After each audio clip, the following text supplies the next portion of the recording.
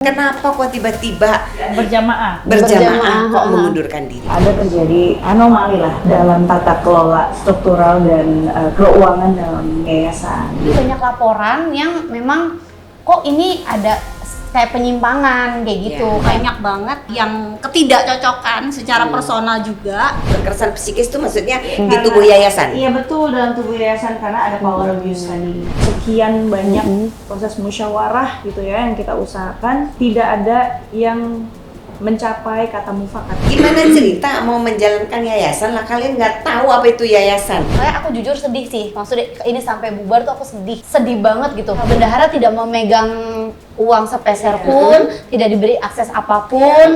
Ya udah gitu. Jadi Lalu uang dipegang oleh founder. itu telak adalah pelanggaran hukum. Menggunakan dana yayasan untuk kepentingan pribadinya, itu pelanggaran. Nah itu pidana 5 tahun. Berarti founder Tugasnya ini jelas. fungsinya apa dong? Ngurus apa bunda? Tergantung. Ngurus rumah tangganya sendiri aja. Tapi kan sangat disayangkan ya, akhirnya tuh kayak gini gitu, nggak enak banget. Jadi kapan mau lapor pidana?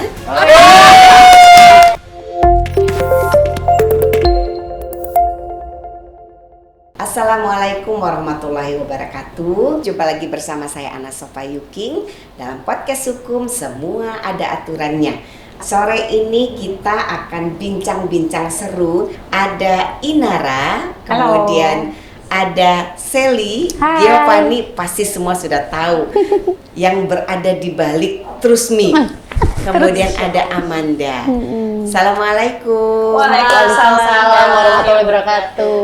Saya kalau lihat 3 perempuan cantik ini, Masya Allah, selain mereka cantik, mereka juga adalah pelaku usaha muda dan aktif sekali di kegiatan sosial yang memberikan kebermanfaatan untuk seluruh perempuan di Indonesia. Kalau sahabat hukum menyimak ya Instagram yang lagi heboh, kita di media sosial denger nih ada klarifikasi dari Inara, kemudian dari Sally, Giovanni, dari Amanda terkait yayasan. Ada apa di balik klarifikasi itu? Boleh cerita, siapa dulu yang mau cerita duluan nih? Boleh. Aku mewakili yang lain juga. Sebenarnya kita ini mengambil keputusan untuk mengundurkan diri itu nggak secara tiba-tiba sih bunda.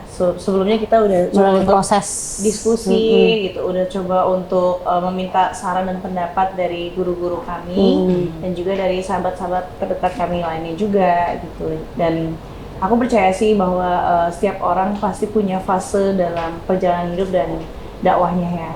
Dan dalam hal ini kalau aku sendiri, alasan aku nih salah satunya karena aku ingin ada ruang yang lebih terbuka, yang lebih luas untuk aku bisa berkontribusi secara aktif kepada masyarakat gitu ya, baik itu secara sosial, edukasi maupun ya pemberdayaan gitu.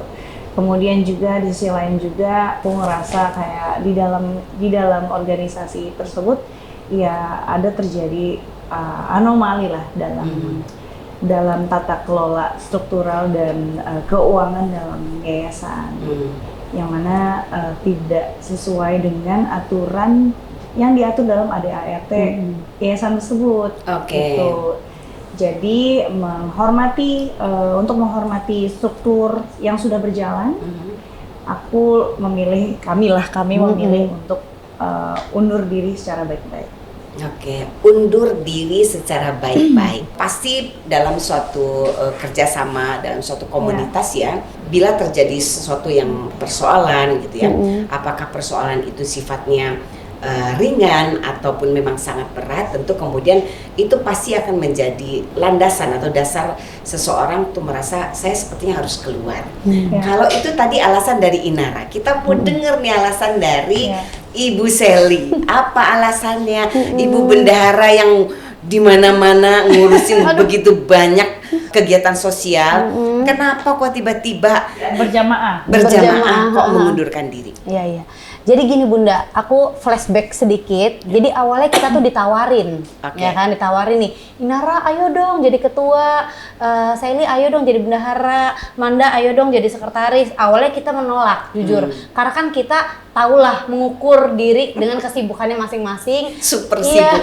Iya. Kita takut nggak amanah juga gitu kan. Tapi karena kita lihat ini adalah yayasan, maksudnya majelis taklim, kita juga mikir kan, oh iya, insya Allah nih semoga jadi pahala jariah yang terus mengalir gitu kan. Akhirnya kita tuh berniat untuk khidmat di sini, bener-bener gitu kan. Dan ingin membesarkan yayasan. Iya, pengen mengembangkan ini biar bisa lebih banyak manfaat yang dirasakan untuk orang banyak gitu ya. Tapi seiring berjalannya waktu, aku sendiri yang ditulis sebagai bendahara, jujur nggak tahu sama sekali itu aliran dana masuk keluar, dan aku pun nggak ada akses sama sekali, maksudnya rekening atau ATM atau apapun aku nggak pegang kayak gitu. Nah, aku pikir kan ya sistem kepercayaan ya udahlah gitu kan, nggak apa-apa. Tapi banyak laporan yang memang kok ini ada kayak penyimpangan kayak gitu, kayak nggak mau diaudit, terus kayak laporan keuangan nggak transparan kayak gitu. Nah, Inara sebagai ketua kan punya tanggung jawab penuh untuk itu.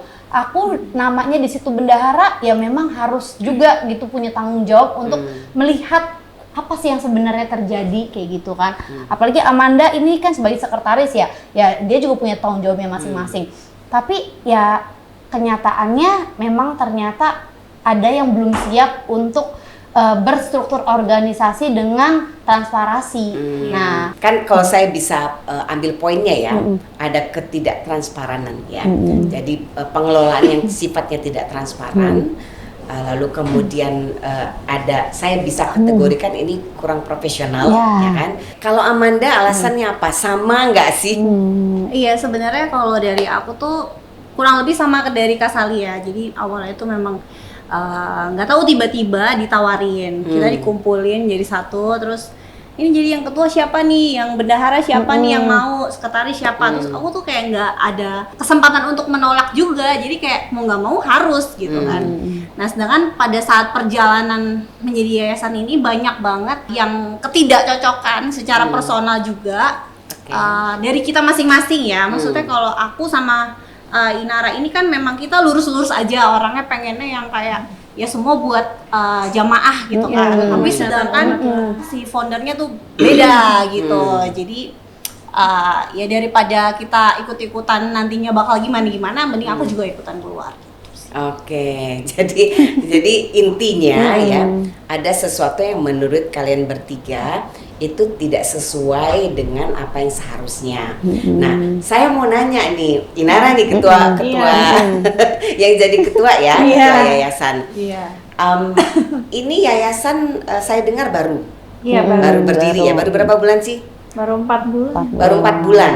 Nah, kalian sebagai pendiri juga atau kalian memang pada saat yayasan berdiri langsung ditunjuk kamu jadi ketua, kamu bendahara, kamu sekretaris? Iya, langsung ditunjuk. Jadi memang kita dikumpulkan saat itu, kemudian langsung diarahkan untuk menjadi ini dan itu gitu, tanpa kita bisa punya alasan atau punya apa ya kesempatan untuk menolak gitu ya. Tapi akhirnya ya kita sepakat untuk ya udah deh sama-sama ini untuk kebaikan umat lah, untuk masyarakat umat, nggak apa-apa gitu. Kalau memang apa yang bisa aku berikan, kontribusi aku di dalamnya ya entah itu dengan exposure aku, entah itu dengan relasi aku dari sponsorship, ya nggak masalah selama memang semua ini digunakan sebaik-baiknya, seamanah mungkin untuk kemaslahatan umat gitu kan, untuk kebaikan syiar Islam. Tapi ya dari proses yang sudah berjalan dan sekian banyak proses musyawarah gitu ya yang kita usahakan, memang tidak ada yang mencapai kata mufakat gitu. Karena memang kultur komunikasi selama ini yang sudah berjalan, ketika ada masalah ini tuh cenderungnya satu arah gitu. Jadi sangat mustahil buat kami bisa mencapai kata mufakat gitu ya. Kalau misalkan hanya pendapat sebelah pihak aja gitu yang didengar. Iya. Cita-cita dasarnya apa sih Kan gini ya, yayasan itu dibentuk tentu tidak ujuk-ujuk bikin yayasan yuk gitu kan. Iya. Tentu pasti ada pembicaraan gitu ya. Semangat awalnya tuh cita-cita dasarnya apa gitu waktu membuat yayasan ini? Dilibatkan nggak sih kalian bertiga gitu? Jujur dari awal kita nggak dilibatkan dan nggak ditanyain soal mau seperti apa visi misi dari yayasan ini ya. Cuman karena memang menjadi suatu hal yang normatif juga ya kita menentukan visi misi gitu kan. Akhirnya ya kita sepakat ya saat itu untuk syiar lah gitu ya, untuk syiar terutama di kalangan Gen Z gitu, supaya yayasan ini nih bisa menjadi rahmatan lil alamin lah gitu untuk semua kalangan, nggak hanya yang background pesantren aja, tapi benar-benar menjadi kasih sayang untuk semua kalangan lah gitu. Kita bisa merangkul semua latar belakang setiap orang gitu. Iya. Ya memang berat ya. Kalau yang saya pahami, mestinya sedari awal kalau membuat yayasan itu semua yang diajak terlibat itu punya kesamaan cita-cita, ya, punya kesamaan motivasi, ya, lalu kemudian dirumuskan bersama, ya kan, mau apa ini, ya kan, mau dibuat seperti apa, kedepannya bagaimana. Nah, apalagi melibatkan orang-orang yang sudah punya nama besar seperti kalian bertiga ya. Jadi itu trust itu kan nomor satu. Jadi harusnya sih dibicarakan lebih baik dari awal gitu. Iya. Karena kan kalau misalkan apalagi aku ditunjuk sebagai ketua juga kan, dan mereka juga diberikan jabatan juga gitu. Jadi kalau sampai ada sesuatu yang terjadi yang kita nggak inginkan gitu ya, itu kan otomatis akan terdampak juga gitu pada nama baik dari kita masing-masing. Makanya ini yang membuat aku memutuskan untuk membuat public disclaimer kemarin di sosial media. Kenapa aku memilih Instagram? Karena ya itulah kanal utama komunikasi aku yang aku pakai selama ini untuk aku bisa menyampaikan informasi ke masyarakat dan ke orang-orang yang memang dari awal sudah mengikuti perjalananku gitu. Aku sih ngelihatnya ya, kita dari awal niatnya benar-benar pengen bisa berkontribusi apa yang kita bisa lakukan biar banyak bisa bermanfaat. Apalagi aku lihat Inara nih bener-bener full dedikasi semua dari waktu, tenaga sampai biaya, dia tuh keluarin semua sebisa dia, semaksimal dia. Makanya aku jujur sedih sih, maksudnya ini sampai bubar tuh aku sedih gitu. Sedihnya tuh sedih banget gitu. Kita udah sampai segitunya, tapi kan sangat disayangkan ya. Akhirnya tuh kayak gini gitu, nggak enak banget kayak gitu. Makanya aku sih pengen pencerahan dari Bunda biar kita juga lebih banyak pengetahuan tentang hukum. Nanti nextnya misalkan ya memang kita pengen bangun yayasan lagi gitu kan, jadi kita nggak salah arah gitu. Betul. Karena kan kita di sini tujuannya bukan untuk ngebicarain aib orang ya, bukan untuk ngegibahin orang, tapi kan tujuan kita di sini semuanya murni untuk mencari solusi gimana caranya supaya di kemudian hari kita tidak sampai terulang nih kejadian seperti ini gitu yang nggak kita inginkan gitu. Bunda, nah aku tuh pengen tanya sebenarnya tuh dalam yayasan ini tuh kan ada ADART. Nah, poin-poin penting apa sih sebenarnya dalam ADART ini Bunda yang harus di-highlight supaya kegiatan yang terjadi dalam struktural organisasi ini bisa berjalan secara sehat gitu, secara kondusif. Ya, ini yayasannya untuk apa sih, bidang agama ya? Iya. Keagamaan. Jadi memang yayasan itu kebanyakan didirikan itu untuk kegiatan sosial, kemudian kegiatan keagamaan gitu ya. Jadi pada prinsipnya ya orang-orang yang ingin mendirikan itu memang ingin mendedikasikan dirinya untuk kemaslahatan orang banyak. Apakah itu kegiatan keagamaan atau sosial, ya murni gitu ya. Jadi harus ditarik dulu nih itunya. Jadi kalau orang mau buat yayasan tujuannya bukan untuk memberikan kemaslahatan ya, berhikmat ya.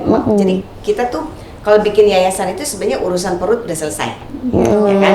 Jadi kamu sudah pada tahap mendedikasikan diri ya, lahir batin, pikiran atau uang ya untuk kemaslahatan orang banyak. Iya, bukan kebalik Yes. jadi cari keuntungan di situ Betul. gitu Nah, kan. jadi kalau di anggaran dasar yayasan tentu yang harus menjadi perhatian sahabat hukum dan teman-teman cantik 3 orang ini, yang pertama yang sudah pasti apa sih tujuannya, visi misinya di situ harus jelas ya. Lalu kemudian pendirinya siapa saja, tentu orang-orang yang sudah pasti satu visi. Lalu kemudian yang paling penting yang harus kalian pahami ya, bahwa seluruh ketentuan dalam undang-undang yayasan itu harus tercover dalam anggaran dasar.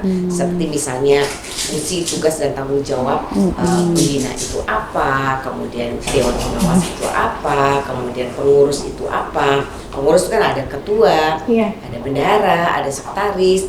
Tugasnya apa sih, gitu ya. Lalu kemudian larangan-larangan. Nah itu yang kadang-kadang orang menjalankan yayasan ya sudah euforia karena dia merasa diberi amanah dan memang niatnya adalah tulus untuk kemaslahatan orang banyak, lupa bahwa ada aturan mainnya, gitu ya. Ada aturan mainnya yang itu nanti bisa punya konsekuensi hukum, gitu ya. Jadi kalau tidak ikut aturan main, konsekuensinya bisa pelanggaran administratif, kemudian perdata bisa, dan yang paling berat kalau pelanggaran pidana. Nah itu harus tahu gitu. Jadi di anggaran dasar itu ketentuannya apa, kan larangannya apa saja. Seperti misalnya begini ya, kadang-kadang orang lupa bahwa mendirikan yayasan itu tidak boleh ada percampuran harta kekayaan pribadi para pendiri dengan yayasan. Itu harus dipisah. Pada saat Undang-Undang Yayasan tahun 2001 kemudian dirubah 2004, itu kan cikal bakal penertiban yayasan-yayasan tempo dulu. Jadi saya banyak sekali menangani yayasan tempo dulu, di mana setelah kita audit ternyata seluruh asetnya atas nama pribadi pendiri. Berarti itu tidak kan- boleh sama sekali itu pendiri nggak itu boleh. memakai atau menggunakan dana yayasan gitu. Nggak boleh. Jadi kalau dulu ya, dulu itu orang bikin yayasan karena satu circle gitu ya. Lalu kemudian harta kekayaan itu atas nama pribadi. Jadi tanah, rumah, rekening semua atas nama pribadi. Nah, pada saat kemudian Undang-Undang Yayasan 2001 kita lakukan penertiban semuanya, harus ada penyesuaian, termasuk kemudian memindah namakan ya, membalik namakan dari yang namanya atas nama pribadi menjadi yayasan. Nah, apalagi per hari ini. Nah, ini yang kadang-kadang kita seperti mundur pada 20-30 tahun yang lalu. Kan gak lucu ya, hari gini dengan undang-undang yayasannya sudah cukup jelas, sudah dirubah juga dengan tahun 2004 ya. Undang-undang yayasan tuh mestinya menjadi landasan yang utama bagi siapapun yang ingin mendirikan yayasan. Ya kan, anggaran dasarnya yang mau nggak boleh bertentangan dengan undang-undang yayasan yang ada. Betul. Berarti ini aku mau nanya aja sih ya, bukan mau menyindir siapapun atau membuka aib siapapun, cuma pengen bertanya aja supaya bisa sama-sama teredukasi dengan baik. Boleh nggak sih kalau misalkan ya ada pendiri gitu ya menggunakan dana yayasan untuk tujuan, misalnya untuk tujuan kepentingan yayasan juga, cuman memang aksesnya ini tidak diberikan kepada semestinya gitu, kepada ketua dan bendahara dalam hal ini gitu kan. Kemudian boleh nggak sih Bunda kalau misalkan pendiri ini menunjuk salah satu kodim gitu ya atau pelayan majelis gitu ya di luar dari struktur jabatan dalam yayasan untuk membuat rekening atas nama orang tersebut yang kemudian digunakan untuk pribadi si pendiri ini untuk mengumpulkan misalkan dana donasi atau sponsorship atau infak gitu. Untuk kepentingan yayasan atau dirinya. Itu dilarang keras ya. Itu telak adalah pelanggaran hukum. Itu pidana atau perdata? Jadi begini, dalam yayasan itu satu yang harus dipahami ya oleh para pengurus, para pendiri maupun pengawas ya. Jadi yayasan itu didirikan oleh pendiri, lalu kemudian nanti menunjuk siapa yang menjadi dewan pembina, siapa yang menjadi dewan pengawas, siapa yang menjadi dewan pengurus. Nah, ketiganya itu boleh dari pendiri, tapi boleh juga menunjuk profesional. Ya kan, misalnya kalau dari pengawas, mereka menunjuk profesional lawyer misalnya, supaya jelas ya pengawasannya. Lalu kemudian jadi ketua yayasan, bendahara, sekretaris menunjuk orang-orang yang profesional memang punya bidang ilmu yang cukup untuk itu, gitu ya. Tapi satu yang harus dipahami ya, bahwa undang-undang yayasan itu mengatur dengan tegas ya, tidak boleh pendiri yayasan yang kemudian dia menjadi pembina atau dia menjadi dewan pengawas atau dia menjadi pengurus memakai ya uang atau harta kekayaan yayasan untuk kepentingan pribadinya. Itu tidak boleh ya. Baik itu berupa uang, berupa barang atau apapun yang bisa dinilai dengan uang untuk kepentingan pribadinya. Ya. Kenapa? Karena dia adalah bagian dari pendiri. Kecuali ya kalau misalnya ada kalian ini sebagai pendiri misalnya, tapi ini 3 nggak masuk pendiri ya. Misalnya pendiri kemudian setuju menunjuk orang profesional ya, yang full time untuk mengurus yayasan, itu digaji, itu boleh. Jadi bahkan kalian kalau bagian dari pendiri ya, tidak boleh sama sekali digaji. Bahkan terafiliasi pun itu tidak boleh digaji. Gitu. Apalagi yang jelas ini memang dia pendiri, kemudian dia jadi pembina ataupun dia jadi pengurus, itu tidak boleh memakai harta yayasan ya untuk kepentingan pribadi. Apalagi tadi saya agak aneh kalau Inara sampaikan bahwa pendiri kemudian memerintahkan kodim. Kodim itu sahabat hukum adalah kalau dalam istilah yayasan atau pengajian itu adalah pelayan ya. Kalau kita di dunia internasional itu namanya volunteer. Jadi orang yang mendedikasikan dirinya untuk ikut melayani kajian-kajian misalnya kalau dalam pengajian ya. Nah, kalau ada pendiri ya yang kemudian misalnya dia menjadi pembina atau dia menjadi pengurus, lalu dia memerintahkan kodim ya untuk membuka rekening atas nama si kodim ini, tapi untuk kepentingan si pendiri ya atau pembina atau pengurus yang dari pendiri ya, dan uangnya itu asalnya adalah dari yayasan atau dari kegiatan yayasan atau dari orang yang memang memasukkan uang untuk tujuan yayasan. Jadi untuk kebermanfaatan yayasan tapi dipakai untuk pribadi, itu pelanggaran berat. Dan itu dalam undang-undang yayasan itu pidana berat. Jadi ancamannya 5 tahun penjara plus orang tersebut harus mengembalikan uang. Plus ada satu lagi, dia harus paham betul ini adalah bagian dari penggelapan. Kalau memang dipakai untuk pribadi, karena itu sudah melanggar undang-undang yayasan. 2, dia juga melakukan penggelapan karena itu bukan haknya. Karena jelas dalam undang-undang yayasan itu tidak boleh pendiri yang menjadi pembina atau menjadi pengawas atau menjadi pengurus memakai harta kekayaan yayasan untuk kepentingan pribadi. Itu. Nah, itu terkait dengan tanggung jawab. Kemudian terkait dengan administrasi ya. Itulah gunanya ada anggaran dasar. Itulah gunanya ada pengurus. Pengurus itu tugasnya apa sih? Tugasnya adalah menjalankan yayasan dengan sebaik-baiknya kegiatan yayasan. Kalau misalnya ketua, tentu dia yang akan mengkoordinir secara keseluruhan. Bendahara yang paling punya kompetensi untuk mengurus keuangan. Jadi bendahara yang harus membuka rekening atas nama yayasan, tapi ingat ya, atas nama yayasan dan bukan untuk kepentingan bendahara pribadi. Lalu kemudian bendahara yang punya kewajiban memantau keluar masuk uang, membuat laporan keuangan. Nah, ini satu lagi nih. Kadang-kadang orang suka menyederhanakan pengelolaan yayasan ya. Jadi yayasan itu kan dulu dibuatnya kadang-kadang memang kecil ya. Tapi kalau ini melibatkan banyak kepentingan umat, maka yayasan itu menjadi besar. Nah, itulah cikal bakalnya kebermanfaatan yang lebih besar ya, bagi masyarakat banyak. Nah, kalau dari awal yayasan itu dibentuk tidak dengan sistem yang baik, artinya bercampur nih, pembina boleh ngurusin, ya kan, pendiri ikut campur, saling overlapping. Nah, profesionalismenya kan nggak jalan. 1, 2, kontrolnya juga kan nggak ada. Kenapa kita menunjuk ketua pengurus? Ya karena dia nanti yang akan bertanggung jawab mengurus yayasan secara keseluruhan. Bahwa nanti ya pengurus itu misalkan ada yang salah, ada yang keliru, itulah fungsi pengawasan. Ada dewan pengawasan, dewan pengawas ada, kemudian dewan pembina yang nanti akan melakukan rapat, mengoreksi kalau ada yang keliru, ada yang salah gitu. Nah, bukan malah dibalik, pembina yang kemudian merecoki gitu.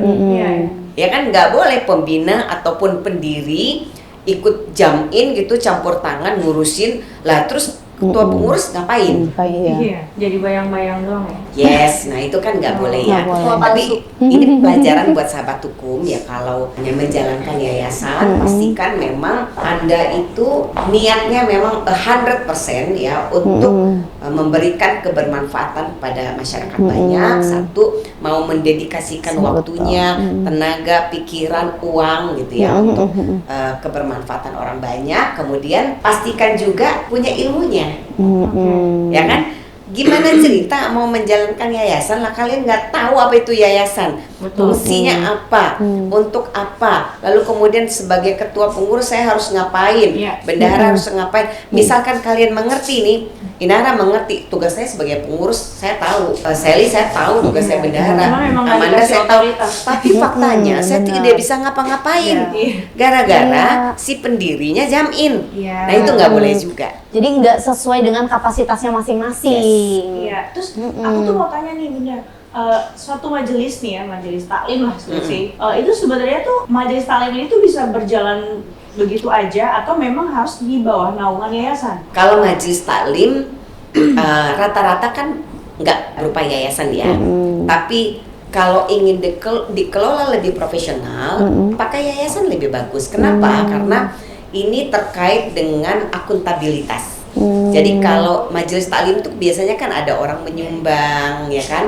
Ada yang mau mewakafkan rumahnya sebagai tempat majelis taklim, ada yang mau mewakafkan ilmunya, ada yang mau mewakafkan harta kekayaannya yang lain. Nah, itu supaya proses mekanisme pelaporannya, kontrolnya segala macam lebih rapi. Memang baiknya atas nama yayasan, supaya kalau atas nama yayasan berarti kan aset itu atas nama yayasan. Jadi menutup kemungkinan untuk supaya orang itu menjadi ada moral hazardnya ya. Namanya manusia kalau udah lihat harta dan uang suka lupa diri. Niatnya, saya bikin majelis taklim ini saya untuk biar pengajiannya bagus segala macam. Tiba-tiba banyak orang nyumbang. Atas nama siapa nih nanti? Atas nama pribadi. Nah itu kan nggak boleh. Makanya memang lebih baik bikin berupa yayasan. Iya, soalnya kenapa aku tanya hal tadi? Soalnya aku dengar dari teman-teman Kemenak, katanya kalau misalkan kita mau ngadain kegiatan dari majelis itu harus ada yayasannya. Itu baru perizinannya ya, perizinan mengadakan kegiatan itu baru bisa keluar. Jadi kalau misalkan nggak ada yayasan, ya nggak resmi gitu perizinannya. Jadi gini, kalau sekedar pengajian biasa nggak perlu yayasan nggak apa-apa. Tapi ketika kamu melakukan kegiatan-kegiatan yang sifatnya ada keramaian yang luar biasa, ya kan, pakai tempat yang juga sangat besar, lalu kemudian menjual tiket ya, atau kemudian sponsorship. Ya ada sponsorship, kemudian Ada exposure sosial media. Yes, nah itu saran saya memang harus berupa yayasan ya, supaya pertanggungjawabannya lebih baik gitu ya. Jadi kan gini, yang jadi persoalan tuh selalu ya kalau komunitas-komunitas itu selalu persoalannya uang. Ya, kalau waktu kecil mah biasa-biasa aja, baik aja lah istilahnya. Tapi once dia sudah ada uang banyak, mulai merasa saya yang paling berjasa, saya yang paling berhak, ya kan? Saya yang paling berkompeten untuk mengurus gitu. Harusnya memang bentuknya yayasan, tapi ya itu tadi, bentuk yayasan itu satu yang harus dipahami betul, bukan untuk ngisi perut. Itu yang perlu di highlight ya. Yes, kalau Anda sudah siap membuat yayasan, maka Anda sudah selesai dengan perutnya. Anda sudah siap mendedikasikan diri berhikmat untuk kemaslahatan orang banyak. Gitu.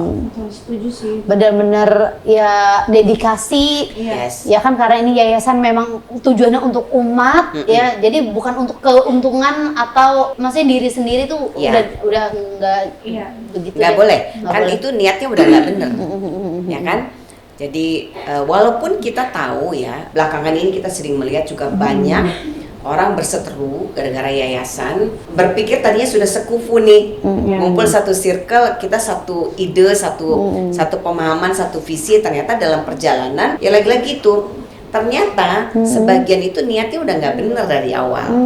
Jadi pada saat dia melihat ada potensi uang, udah mulai deh. Itu sih yang paling bahaya sih. Bunda. Itu bahaya sekali. Karena gini nih Bunda, yang paling besar itu kan sebenarnya potensi uang yang masuk ke dalam yayasan atau majelis itu kan dari eksternal gitu ya. Salah satunya sponsorship, kemudian juga bisa jadi dari tiketing juga, dari infak juga. Nah sebenarnya kalau majelis ini tuh boleh nggak sih mengadakan tiketing atau mencari sponsorship gitu?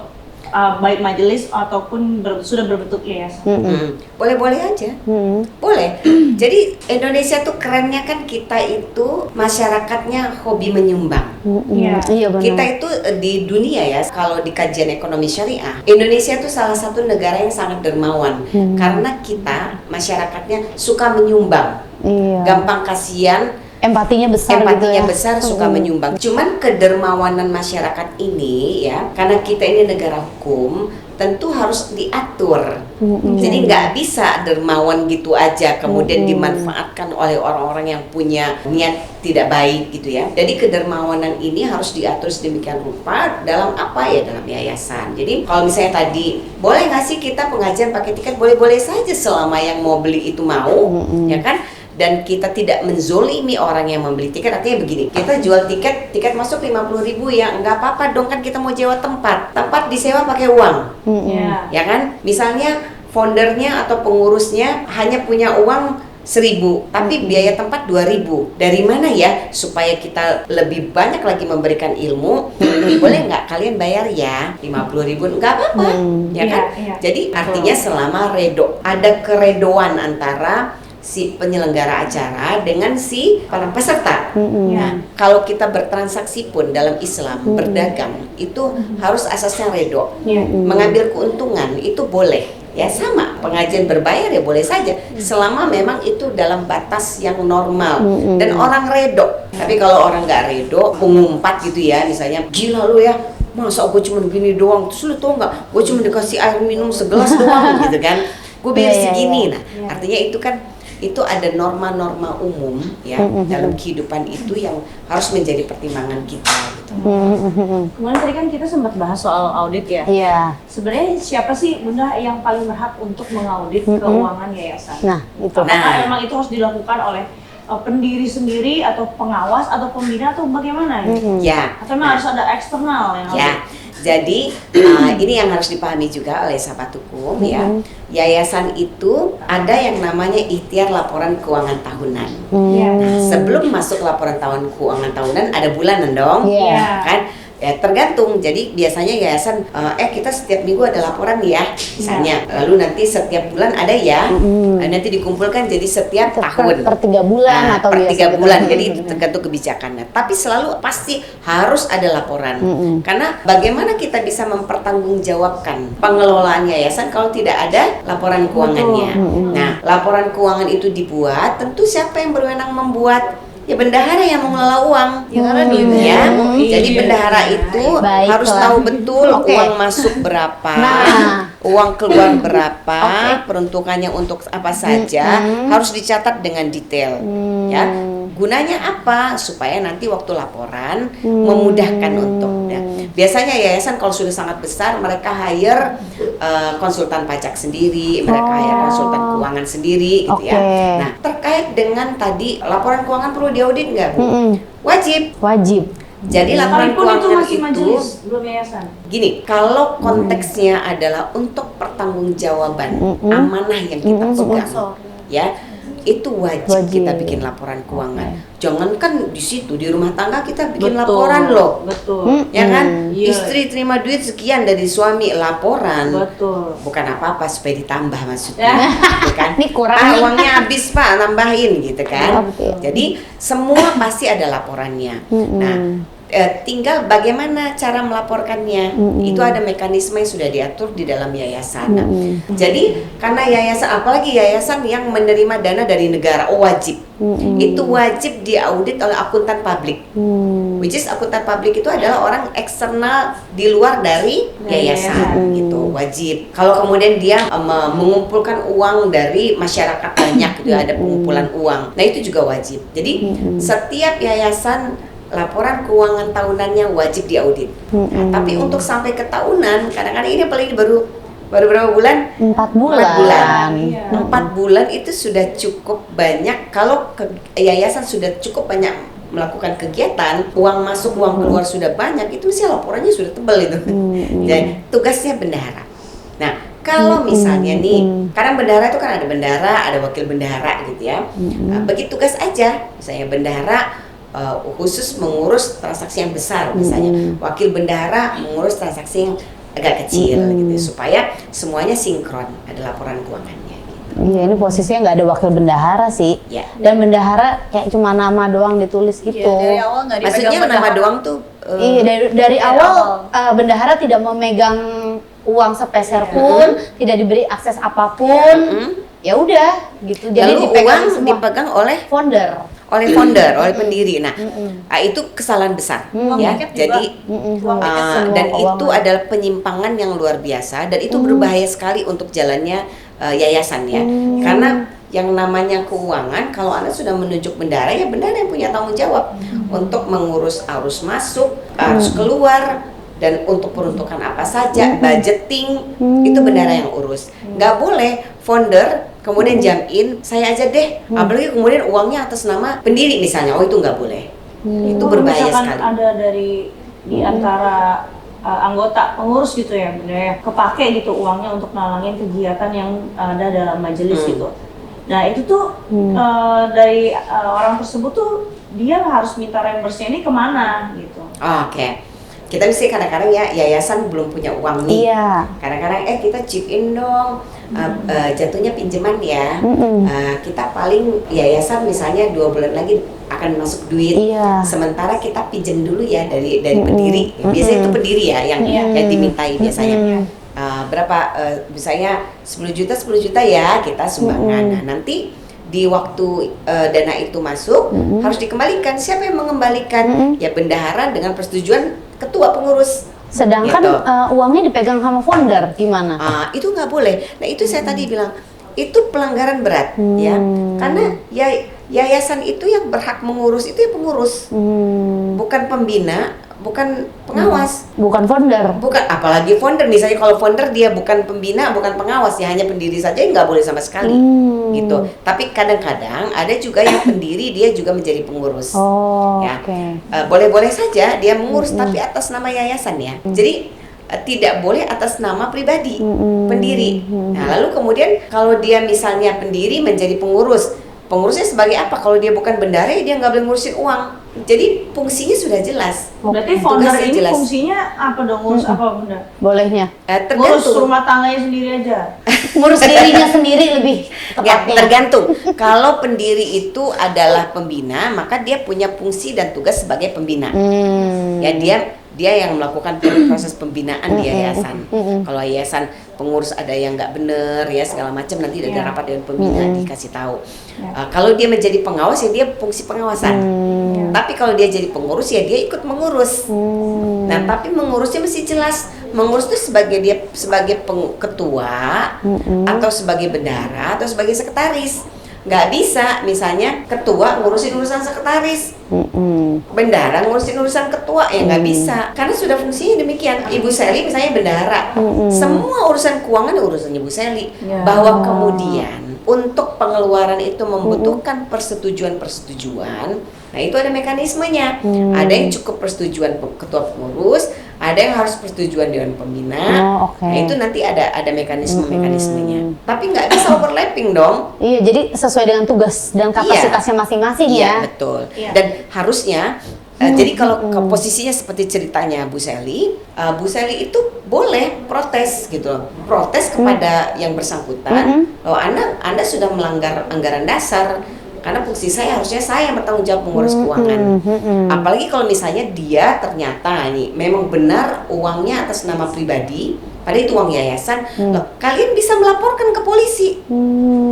Karena itu pelanggaran. Jadi itu pidana ya. Jadi kalau pendiri ataupun pengurus ataupun pembina ataupun pengawas ya yang kedapatan ya menggunakan dana yayasan untuk kepentingan pribadinya atau bahkan memasukkan uang yayasan ke rekening pribadinya secara sadar, itu pelanggaran.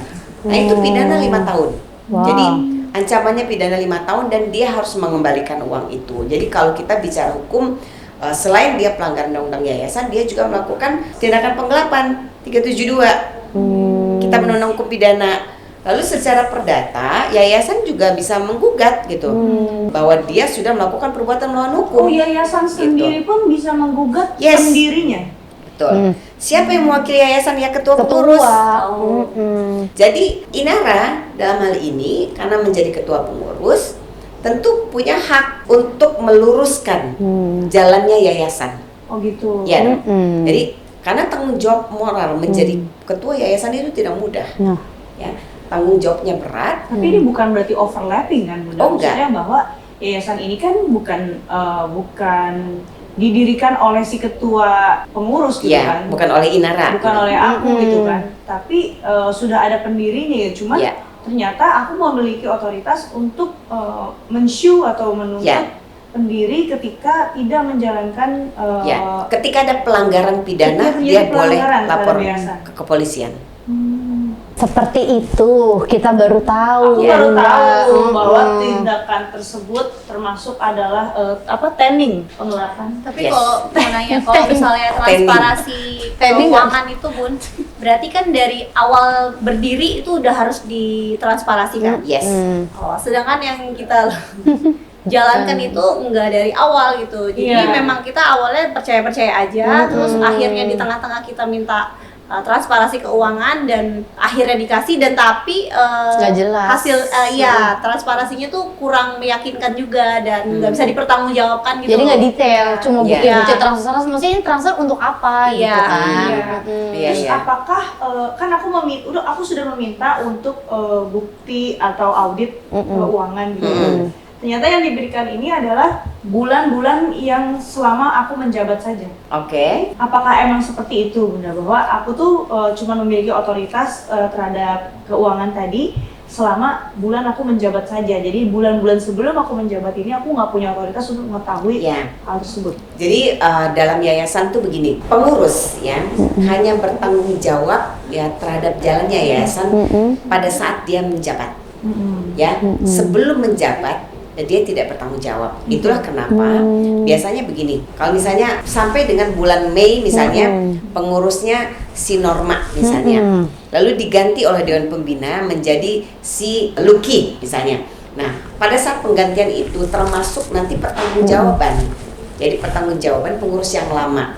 Jadi dianggap sudah mempertanggungjawabkan semua pekerjaannya, semua tanggung jawabnya. Lalu kemudian beralih kepada pengurus yang baru. Nah, tanggung jawab pengurus baru itu hanya sebatas pada saat dia menjabat sampai dia selesai. Jadi dia tidak bertanggung jawab terhadap semua aktivitas yayasan atau keputusan-keputusan yayasan yang diambil sebelum dia menjabat. Oke. Tapi itu kan menjadi tanggung jawab si pendiri kan, Bunda, untuk memberikan laporan audit itu tadi. Bukan pendiri. Jadi pengurus yang lama itu harus sudah menyampaikan laporan. Tapi pengurusnya dari awal kita. Oh ya, berarti memang kalian jalan. Gimana? Jadi kasusnya ini adalah kan waktu didirikan yayasan kalian sudah langsung menjadi pengurus. Iya. Betul. Sedangkan majelis ini sudah berjalan selama 1 tahun lamanya. Oh, tapi yayasan kan baru ada. Iya. Ya, kalian hanya bertanggung jawab di yayasan ini saja. Oke. Gitu. Pada saat yayasan itu resmikan, sah menjadi badan hukum, lalu kemudian juga kalian juga sah menjadi pengurus. Pada saat itulah tugas dan tanggung jawab kalian berlaku. Oke. Gitu. Paham jadinya. Kalau mau nanya dong, kalau misalnya dalam surat menyurat ya, secara resmi atau nggak resmi gitu, kan saya sering banget nih bikin surat menyurat lah di broadcast atau segala macam. Nah, saya tuh pernah tulis di bawah itu TTD ketua, saya bilang kayak gitu. Cuma pas udah dikirim itu jadi masalah juga Bun. Jadi harusnya tuh gimana Bun, kalau dalam surat menyurat itu saya harus tulis apa nih TTD siapa-siapa aja gitu, foundernya apa harus ditulis juga. Dan itu satu. Terus yang kedua, sama waktu kita proses approach itu juga harus ada foundernya juga, tanda tangan, atau cuman ketuanya aja dan sekretaris. Sponsor. Jadi kita pernah ada pendekatan ke sponsor, ke vendor gitu ya. Ada surat menyuratnya kan, ya gitu kan. Kemudian di situ tuh tertera awalnya itu ketua sama sekretaris apa sama siapa gitu. Terus kemudian dikomplain bahwa tidak menyertakan founder. Jadi sebenarnya tuh dalam surat menyurat itu tuh harusnya tertandanya itu siapa aja gitu. Nah, ini teknis sekali, tapi kadang-kadang ini menjadi pemicu persoalan ya di tubuh yayasan ya. Karena ketidaktahuan, kadang-kadang begini. Ini memang sering ya, pendiri itu merasa seperti memiliki yayasan. Nah itu yang keliru sekali. Karena pendiri itu ini sebatas pendiri. Ketika dia setuju menunjuk orang-orang ya tertentu untuk mengurus yayasan, maka dia harus mau merelakan yayasan itu dikelola secara profesional oleh pengurus ya. Meskipun pendiri itu biasanya dia otomatis menjadi pembina atau pengawas ya, dia tidak kehilangan kesempatan untuk terus mengawasi jalannya aktivitas yayasan ya. Nah kalau soal tadi surat menyurat ya, surat menyurat itu sebenarnya kapasitasnya urusan ketua yayasan. Tentu biasanya itu lazim berlaku kalau ada undangan atau apapun tuh yang tanda tangan yang ketua yayasan dan sekretaris. Nah, tapi pendiri tidak harus gitu. Atau misalnya ketua yayasannya Inara misalnya, bendaharanya Seli pendiri ya misalnya. Kemudian sekretarisnya Amanda, bendaharanya pendiri nih. Nggak bisa mentang-mentang nggak bisa, kan saya pengurus, saya pendiri loh, saya harus tanda tangan juga, nggak bisa begitu. Jadi ada mekanismenya. Kalau surat itu sudah lazim ya, berlaku umum ya, itu yang tanda tangan ya ketua dan sekretaris. Kalau ketuanya berhalangan hadir, maka digantikan wakil ketua. Kalau ada wakil ketua, gitu. Jadi itu teknis sekali sebenarnya. Itu tidak perlu diperdebatkan karena memang sudah lazim seperti itu berlaku ya. Itu karena semuanya harusnya sudah lazim Bunda. Iya. Yang nggak lazim yang protes. yang mana bingung. Yang mana ya, di mana ya? Saya juga bingung. Iya, Seperti jadi itulah Bunda. Jadi memang sudah complicated Bunda. Iya. Memang masalah keuangan ini udah gongnya gitu loh Bunda. Dari awal tuh memang sudah Selain banyak memang masalah. ada masalah personality juga. Iya, personality yang banyak merugikan banyak orang juga sih. Jadi agak lain memang ini. iya. Dan sudah banyak menimbulkan anxiety bahkan sampai ke bisa dibilang kekerasan psikis lah gitu. Iya, banyak Maksudnya banyak. kekerasan psikis itu apa nih? Ini kita bicara yayasan secara umum, Iya. lalu kemudian tiba-tiba Iya, ada iya. masalah anxiety itu, kekerasan psikis itu maksudnya di tubuh yayasan. Iya betul, dalam tubuh yayasan karena ada power abuse tadi Oke, yang dilakukan oleh oleh Sebut saja. Oleh dia. sebut saja mawar. Oke. Jadi ya Orang yang memiliki otoritas lah gitu. oke, pendiri gitu maksudnya. Ya Gitu. pokoknya intinya jadi kita ini sebenarnya cuma bayang-bayang aja Bunda. Oke, ya inilah ya, ini pelajaran penting ya buat sahabat hukum juga yang menonton podcast ini, bahwa kalau Anda ingin berorganisasi, ya apapun itu, mau organisasi kecil, organisasi besar, atau bahkan kemudian mendirikan yayasan, atau organisasi yang lebih resmi lagi bikin perusahaan ya, harus dipahami bahwa masing-masing tuh punya fungsi dan tugasnya masing-masing. Iya. Ya, nggak boleh melampaui batas-batas yang sudah ditentukan oleh peraturan perundang-undangan yang berlaku ya. Nah, anggaran dasar itu adalah undang-undang bagi orang-orang yang memiliki yayasan. Kalau anggaran dasar yayasan, jadi itu berlaku penuh ya bagi seluruh yang terlibat dalam yayasan. Jadi apalagi ini yang saya sering dengar ya, justru di yayasan yang berkecimpung di kegiatan-kegiatan sosial seperti ini, kegiatan-kegiatan keagamaan, sering kali muncul persoalan karena pribadinya belum siap. Ya, selain memang belum punya kecukupan ilmu, mentally juga belum siap. Jadi bagaimana Anda mau mengurus umat kalau Anda mengurus diri sendiri saja belum selesai? Betul. Iya, betul. Setuju. Gitu. Begitu juga soal uang. Bagaimana Anda mau menyejahterakan umat atau menyumbang lebih banyak untuk umat kalau urusan perutmu saja belum selesai? Yes. Nah, urusan perut ini kadang-kadang tidak selamanya dia kelaparan. Jadi bisa jadi dia sudah kenyang tapi rakus kadang-kadang ya kan. Bisa Takut jadi banget, Mak. dia sudah ada tapi dia merasa kurang terus gitu ya. Nah, intinya semua itu berpulang kepada pribadi masing-masing. Pada saat Anda berani berkomitmen ya untuk melakukan segala aktivitas yang sifatnya untuk kemaslahatan umat orang banyak, nah maka pada saat itu Anda sudah satu cukup ilmu, dua sudah sangat siap mentalnya, sudah sangat dewasa ya. Ketiga, dia sudah mau menanggalkan keegoannya. Iya, Karena kalau kita bicara umat, bukan bicara kita milik. betul. Apalagi yayasan. Kalau kamu mendirikan yayasan, nggak boleh lagi itu yayasan gue yang bikin loh. Lu tahu nggak? Dulu gue keluarin uang sekian miliar gue yayasan. Nggak boleh begitu. Once Anda sudah mendirikan yayasan, maka Anda sudah mendeklarasikan diri Anda berhikmat untuk Iya. kemaslahatan orang banyak. Uang yang Anda masukkan nggak usah disebut-sebut. Cukup Tuhan yang tahu. Gitu. Setuju Bunda. Oke baik. Mungkin kita udah cukup banget, Udah kalian cukup nanya banget. banyak banget, sumpah. Nggak selesai. Asli, karena Oke. saking complicatednya. Tapi ya alhamdulillah kami bersyukur banget bisa ada kesempatan untuk Iya. ngobrol, bincang-bincang sama Bunda, konsultasi hukum juga. Karena jujur kita bertiga, bahkan mungkin teman-teman sahabat hukum semuanya masih awam gitu loh Betul. untuk permasalahan hukum untuk organisasi. Mungkin teman-teman udah pada ngerti mungkin hukum yang mengatur hal yang udah menjadi keseharian. Iya. Cuman kan kalau dalam organisasi dan yayasan kan pastinya beda lagi gitu, lebih rumit karena melibatkan orang banyak gitu kan. Iya. Ini pesan juga buat sahabat hukum. Kadang-kadang nih kita tuh nggak enakan. Orang Indonesia tuh kan nggak Iya enakan. lagi. Pakeu, ya kan, cincailah, udah mah ya, Kayak gitu kami kan. ini people pleaser, Ya, people pleaser. jadi, nah untuk menghindari itu, ya itu kenapa pentingnya semua harus di atas kertas. Oke, Misalnya baik. tadi Inara bilang, Bun saya kan udah keluarin uang, ya kan. Terus waktu saya mau tagih dibilang, lo kan kamu bagian ini komitmennya nggak sama seperti waktu di awal. Ya. Nah, itu salah satu akibat dari karena nggak ada di atas kertas. Ada Iya padahal. lagi. Jadi walaupun misalnya 500. Tapi kalau ada voice note gimana Bunda? Boleh, itu juga Invoice. jadi bukti. Voice note? Oh, ada voice Jadi note dia.